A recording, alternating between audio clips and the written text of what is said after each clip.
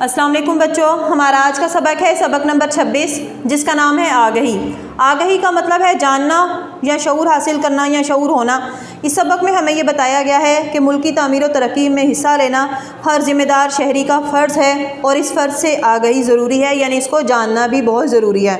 और बाज़ औक़ात हमें ऐसे हालात और वाक़यात पेश आते हैं जो हमारे ज़मीर को और हमारे एहसास ज़िम्मेदारी को जगाते हैं और इनमें इनकलाबी तब्दीलियाँ लाने में अहम किरदार अदा करते हैं। ये कहानी भी एक ऐसे शख्स की है जिनका नाम चौधरी कादिर बख्श है, जो वैसे तो बहुत दिलचस्प शख्सियत हैं, लेकिन मौजूदा हालात से शिकवा करना उनकी शख्सियत का एक अहम हिस्सा है।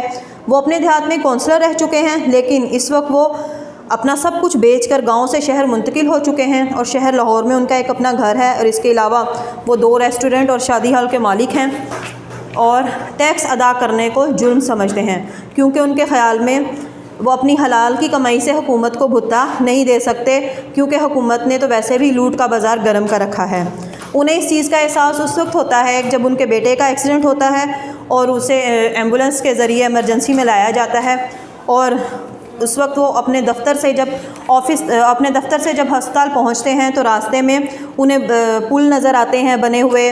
इसके अलावा वो बसेस देखते हैं जब गुज़रती हुई, और जब वो हॉस्पिटल जाते हैं तो वो ये देखते हैं, जब डॉक्टर को कहते हैं कि मैं आपकी फ़ीस जमा करवा दूं, तो डॉक्टर उनको कहता है कि ये सरकारी अस्पताल है, यहाँ पर जो दवाइयाँ हैं वो आवाम के दिए गए टैक्स के पैसों से मरीज़ों तक पहुँचाई जाती हैं।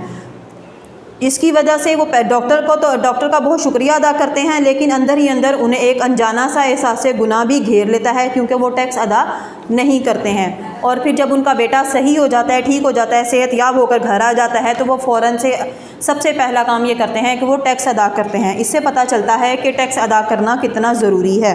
अब हम इसके अल्फाज मायनी देखते हैं। इनके अल्फाज मायनी में सबसे पहला वर्ड है इसरार व रमूज़, जिसका मतलब है छुपी हुई बातें। फिर है वज़ादार, ज़ाहरी शक्ल सूरत बेहतर रखने वाला। नफासत, सफाई और तरतीब। जानवर ना हो सका, ज़िंदा ना रह सका। तफक्कुर, परेशानी। मुस्तफ़ीज़, फ़ायदा उठाना।